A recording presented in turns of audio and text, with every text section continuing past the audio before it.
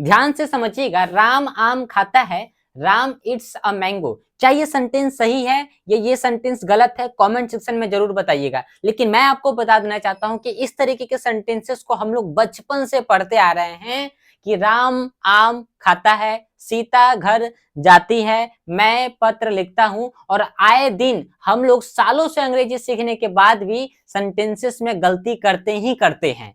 इसका सबसे बड़ा रीजन क्या है कि हमको कुछ बेसिक्स जो है वो अंग्रेजी के नहीं पता है। और अगर आपको अंग्रेजी को बिल्कुल ग्रामेटिकल तरीके से सही करना है, जिससे आपका रिटन प्लस स्पोकन दोनों सही हो जाए, तो आपको कुछ बातें जो है वो पता होनी चाहिए। हाँ जी दोस्तों, ये जो सेंटेंस है ये बिल्कुल गलत है, बिल्कुल 100% ये सेंटेंस जो है गलत है। ये सेंटेंस गलत है, राम इट्स मैंगो, ये सेंटेंस गलत है। अब ये सेंटेंस कैसे गलत है वो भी मैं आपको बताऊंगा आज की इस वीडियो में, जिससे क्या है कि आने वाले जो भी सेंटेंसेस आपके सामने आएंगे आज के बाद से, चाहे वो बोलने की बात हो या लिखने की बात हो, आप हमेशा अपने सेंटेंसेस को ग्रामेटिकल तरीके से एकदम बिल्कुल करेक्ट करके बनाएंगे भी और बोलेंगे भी। तो सबसे पहले समझते हैं कि भाई ये सेंटेंस गलत होने के पीछे सबसे बड़ा कारण क्या है जो हमको नहीं पता है। इसके लिए आपको समझना पड़ेगा, उससे पहले इसका आप एक स्क्रीनशॉट रखिए, जबकि इसलिए कि जब आप जानेंगे कि भाई ये सेंटेंस कैसे गलत था और इसे कैसे आप सही करेंगे, तो ये आपके पास में रहेगा। राम आम खाता है, राम इट्स मैंगो, ये सेंटेंस गलत है। अब ये सेंटेंस सही कैसे होगा? इसको सही करने के लिए आपको करना क्या पड़ेगा? इसको सही करने के लिए आपको करना पड़ेगा एक छोटा सा काम।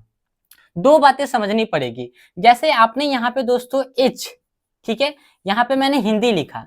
अब आपको समझना पड़ेगा कि भाई जब भी हम जो है हम लोग हिंदी भाषी, हमारा जो मदर टंग है वो हिंदी है। तो अब आपको ध्यान देना पड़ेगा कि जब भी हम कोई हिंदी का सेंटेंस लिखते हैं तो उस सेंटेंस की शुरुआत होती है किससे? सब्जेक्ट से, और उसके बाद उसमें आता है ऑब्जेक्ट, और देन आफ्टर लास्ट में आता है वर्ब। ये सेंटेंस जो है हिंदी का स्ट्रक्चर है। आप कोई भी हिंदी का सेंटेंस बोलते हैं ना, आप जो कुछ भी अपने माउथ से जो कुछ भी बोलते हैं हिंदी में, वो सभी कुछ ऐसे ही काम करता है। सबसे पहले उसमें सब्जेक्ट आता है, फिर ऑब्जेक्ट आता है और वर्ब आता है। बहुत सारे ऐसे लोग होंगे जिनको नहीं पता होगा कि सर ऑब्जेक्ट क्या होता है, वर्ब क्या होता है, सब्जेक्ट क्या होता है। सब कुछ बताऊंगा। सब्जेक्ट का मतलब वो होता है जिसके बारे में हम लोग बात करते हैं या जो भी काम करता है। ऑब्जेक्ट का मतलब वो होता है कि सब्जेक्ट जो काम करता है और उस काम का असर जिसके ऊपर पड़ता है उसे हम ऑब्जेक्ट कहते हैं। और वर्ब का मतलब होता है काम। जैसे मैं अभी आपको पढ़ा रहा हूँ, आप अभी पढ़ रहे हैं, ठीक है, आप सोते हैं, उठते हैं, खेलते हैं, गाते हैं, पीते हैं, काम करते हैं, वो सब कुछ क्या है? वो सब कुछ इंग्लिश में वर्ब होता है। इतनी बात आई होप कि आपको समझ में आ गई होगी। एकदम बिल्कुल छोटा सा लॉजिक है। अब यहीं पे मैंने क्या बोला, मैंने यहाँ पे एक और चीज जो है इंग्लिश भी लिख दिया, ठीक है। अब आपको इंग्लिश भी तो सीखना है भाई, इसके लिए फिर से आपको यहाँ पे एक और चीज लिखना पड़ेगा, इंग्लिश, ठीक है। अब ये इंग्लिश का सेंटेंस कैसे काम करता है? तो इंग्लिश के सेंटेंस में भी सबसे पहले क्या आता है? सब्जेक्ट आता है, फिर उसके बाद क्या आता है? ऑब्जेक्ट की जगह पे यहाँ पे वर्ब आता है, और ऑब्जेक्ट यहाँ पे लास्ट में आता है। ध्यान से एकदम समझिएगा। एक सेकंड कैमरा चेक करने दीजिए पहले। चलिए, हमारा कैमरा चालू है, ठीक है। अब ध्यान से समझिए कि जब भी हम कोई हिंदी का सेंटेंस लिखते हैं तो उसमें सबसे पहले क्या आता है? सब्जेक्ट आता है, और इंग्लिश में भी सबसे पहले सब्जेक्ट आता है। लेकिन बात यहाँ पे आती है, बात यहाँ पे ऑब्जेक्ट और वर्ब के बीच में आती है। तो हिंदी के सेंटेंस में पहले ऑब्जेक्ट आता है और वर्ब लास्ट में आता है, लेकिन इंग्लिश के सेंटेंस में पहले वर्ब आता है और ऑब्जेक्ट लास्ट में आता है। फिर से हम लोग चलते हैं उसी सेंटेंसेस पे जो सेंटेंस हम लोगों ने लिखा था। हमने लिखा था राम आम खाता है, राम आम खाता है, यही सेंटेंस लिखा था। अब ध्यान से समझिएगा कि सबसे पहले आपने हिंदी से इसको समझा। सबसे पहले क्या है? सब्जेक्ट। ये आम क्या है? राम ने क्या खाया? राम ने आम खाया, तो खाने का असर किसके ऊपर पड़ा? आम के ऊपर पड़ा, इसलिए आम क्या है? आपका ऑब्जेक्ट है। देखिए हम लोग सही चल रहे हैं, सब्जेक्ट ऑब्जेक्ट और वर्ब। राम ने क्या खाया? तो राम ने आम खाया, तो आम तो आपका ऑब्जेक्ट हो गया, लेकिन राम ने काम कौन सा किया? तो राम ने खाने का काम किया। राम खाता है, तो ये खाता है, ये क्या है आपका? सॉरी, ये क्या है? ये वर्ब हो गया, यानी कि ये काम हो गया। तो हम लोग बिल्कुल सही हैं, सब्जेक्ट ऑब्जेक्ट वर्ब इस स्ट्रक्चर के साथ में सही चल रहे हैं। अब हम इसी से स्ट्रक्चर को इंग्लिश में लिखेंगे, मतलब सेंटेंस को। तो हम यहाँ पे लिखेंगे राम, ठीक है, सबसे पहले सब्जेक्ट है, अब यहाँ पे वर्ब आएगा। तो अब ध्यान दीजिएगा कि जैसे ही आप हिंदी के सेंटेंस को इंग्लिश में ट्रांसलेट करते हैं तो सबसे पहले तो आप सब्जेक्ट को लिखते हैं और डायरेक्ट आप कहाँ पे आते हैं? सेंटेंस के लास्ट में आते हैं। तो सेंटेंस के लास्ट में क्या लिखा है? खाता है, तो खाना की अंग्रेजी क्या होती है? ईट होती है, खाना की अंग्रेजी ईट होती है, लेकिन यहाँ पे आपका जो सब्जेक्ट है वो सिंगुलर है, तो सिंगुलर वर्ब सब्जेक्ट के साथ में जो हम वर्ब है वो भी सिंगुलर लगाते हैं। तो डिक्शनरी के अंदर में जितने भी जो वर्ब है ना वो सभी कौन से रूप में है, वो सभी प्लूरल में है। कौन से रूप में है? प्लूरल रूप में, यानी कि प्लूरल फॉर्म में है। और इनको सिंगुलर बनाने के लिए आपको उसमें एस या ईएस को लगा देना पड़ता है। तो यहाँ पे ईट लिखा है, हमने यहाँ पे इसमें एस लगा दिया, तो ये ईट्स हो गया, ठीक है। और उसके बाद आपको यहाँ पे लिखना है मैंगो। क्या लिखना है? मैंगो। क्या ये सेंटेंस सही है? यही सेंटेंस तो हम लोगों ने उस समय भी लिखा था, तो वो सेंटेंस कैसे गलत हो गया? ये सेंटेंस सही कैसे है? हाँ जी दोस्तों, ये सेंटेंस अभी भी गलत है। इसको सही करने के लिए हमको क्या करना पड़ेगा? सबसे पहले तो ये समझिए, ये सब्जेक्ट आपने लिखा, फिर उसके बाद वर्ब है तो इट्स यहाँ पे वर्ब हो गया, और मैंगो जो है ये आपका ऑब्जेक्ट हो गया। और याद रखिएगा, अगर आपका ऑब्जेक्ट जो है वो नाउन है, और नाउन जो है अगर काउंटेबल है, नाउन आपका क्या है? काउंटेबल है, कॉमन नाउन है, कॉमन नाउन के साथ में अगर वो काउंटेबल नाउन है, तो काउंटेबल नाउन कभी भी अकेले नहीं आता है। जब भी आता है तो अपने साथ में ए, एन या द को लेके आता है। तो ए या द आप लगा सकते हैं किसके साथ में? कौन से?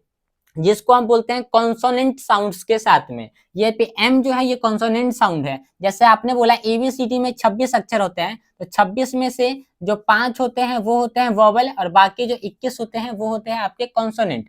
जैसे 5 आप बोलेंगे सर कौन सा होता है? जैसे आपने बोला ए, आपने बोला ई, आपने बोला आई, आपने बोला ओ, आपने बोला यू। ये क्या है? ये 5 आपके वोवल साउंड है, इनके साथ में हम लगाते हैं एन। और बाकी जो 21 बच गए उनके साथ में हम या तो ए लगा देंगे या तो द लगा देंगे। तो फिलहाल हमने यहाँ पे ए लगाया, तो राम इट्स अ मैंगो। अब ये सेंटेंस सही हो गया। याद रखिएगा, कभी भी ऑब्जेक्ट जो आपका होता है अगर वो कॉमन नाउन के साथ में काउंटेबल भी है, तो उसके साथ में हम क्या लगाएंगे? आर्टिकल ए या आर्टिकल द या आर्टिकल एन लगाएंगे, अकॉर्डिंग टू साउंड के साथ में। अगर वॉबल साउंड होगा तो एन लगाएंगे, अगर कॉन्सोनेंट साउंड होगा तो ए या द लगाएंगे। आई होप कि यहाँ तक तो आपको बात समझ में आ गई होगी। अब मैं आपको इसमें एक और चीज बात समझाता हूँ, ठीक है, जो आपके बहुत ज्यादा काम आएगी। आज के बाद से जब भी आप इंग्लिश का सेंटेंस बनाएंगे तो वो बात आपको अगर पता होगी तो आप कभी भी मिस्टेक नहीं करेंगे। इसका सबसे पहले एक स्क्रीनशॉट लीजिए, यह भी फिर से काम आएगा। फिर से मैं अभी आपको रिपीट करवाऊंगा जो बातें मैं आपको बताने जा रहा हूँ, ठीक है। अब इसमें एक छोटी सी बात आपको और समझनी पड़ेगी, जो आपको शुरू में ही सीख लेना चाहिए था, बट कोई बात नहीं है, सीखने वाले के लिए कभी भी देर नहीं होती है, ठीक है। अब जैसे आपने यहाँ पे बोला कि आपने यहाँ पे लिखा, क्या चीज लिखा? आपने लिखा सब्जेक्ट, ठीक है। एक सेकेंड, आपने यहाँ पे क्या लिखा? आपने लिख दिया सब्जेक्ट, ठीक है, ये आपका सब्जेक्ट हो गया, ठीक है। और यहाँ पे आपने लिख दिया वर्ब, ठीक, ये वर्ब आपने लिख दिया। याद रखिएगा कि सब्जेक्ट जो होता है वो होता है जन्म से क्या होता है? वो दो भागों में बढ़ जाता है। सब्जेक्ट जो है वो दो भागों में बढ़ता है। एक सब्जेक्ट जो होता है वो आपका सिंगुलर होता है। क्या होता है? सिंगुलर होता है, ठीक है। और एक सब्जेक्ट जो आपका होता है वो होता है प्लूरल। क्या होता है? प्लूरल होता है, ठीक है। ये दो बातें हमको समझ में आ गई। उसी हिसाब से ये जो आपका वर्ब है ये भी दो भागों में बढ़ जाता है। एक जो वर्ब होता है वो होता है सिंगुलर। क्या होता है? सिंगुलर होता है, ठीक है। और एक जो आपका वर्ब होता है वो होता है प्लूरल। क्या होता है? प्लूरल, ठीक है। दो बातें हमको समझ में आ गई कि भाई सब्जेक्ट और वर्ब दोनों जो है वो दो भागों में बटे हुए हैं, सिंगुलर और प्लूरल, सिंगुलर और प्लूरल। एक सेकेंड, ठीक है, सिंगुलर और प्लूरल। अब ध्यान देना है कि अगर आपका मान लेते हैं कि सब्जेक्ट जो है ये अगर आपका सिंगुलर होगा ना, जैसे मान लेते हैं कि अगर ये सब्जेक्ट है आपका, तो सब्जेक्ट सिंगुलर कौन होगा? जैसे आपने यहाँ पे सब्जेक्ट सिंगुलर, जैसे हम यहाँ पे लिखते हैं, जैसे आपने बोला यहाँ पे ही, आपने बोल दिया सी, आपने बोल दिया इट, या आप दुनिया का कोई भी नाम ले लीजिए, ठीक है। ये नाउन, ये क्या है? ये सिंगुलर है। अगर ये सब रहेंगे तो इनके साथ में सिंगुलर वर्ब लगेगा। सिंगुलर वर्ब का कहने का मतलब क्या होता है? जैसे डिक्शनरी के अंदर में जितने भी वर्ब्स होते हैं वो कौन से फॉर्म होते हैं? जैसे आपने यहाँ पे देखा, जैसे आपने यहाँ पे लिखा गो, ठीक है, तो ये गो क्या है? ये प्लूरल फॉर्म में है, ठीक है। आपने यहाँ पे लिखा डांस, ठीक है, तो डांस जो आपने लिखा था ये डांस कौन से फॉर्म में है? ये प्लूरल फॉर्म में है। यानी कि वर्ब का पहला फॉर्म जो होता है वो प्लूरल होता है। वर्ब का जो पांचवा फॉर्म होता है यानी कि सबसे अंतिम वाला वो होता है क्या आपका? सिंगुलर। और वर्ब के पांचवें फॉर्म में आप देखिएगा कभी भी उसमें एस या ईएस या आई ई एस, ये तीनों में से कुछ ना कुछ लगा होता है, यानी कि एस लगा ही रहता है, ठीक है। जैसे आपने यहाँ पे गो बोला ना, तो गो में अगर हम ईएस लगाएंगे तो देखिए यहाँ पे ईएस आ गया, यानी कि एस आया ना, तो ये V5 हो गया। आपने डांस बोला तो डांस में आपने यहाँ पे जैसे DANCE डांस हो गया, इसमें एस लग गया, डांसेस, ठीक है, एस आ गया ना। यही बात समझना थी। ये आपका V5 हो गया। तो जैसे आपने यहाँ पे देखा ही, सी, इट या कोई भी नाम, राम, श्याम, गीता, सीता, ये सब क्या, ये सब सिंगुलर सब्जेक्ट है, तो इनके साथ में हम सिंगुलर वर्ब लगाएंगे। जैसे आपने यहाँ पे बोला ही, तो ही के साथ में हम क्या लगाएंगे, गोज। ठीक है, आपने बोला सी, तो सी गोज।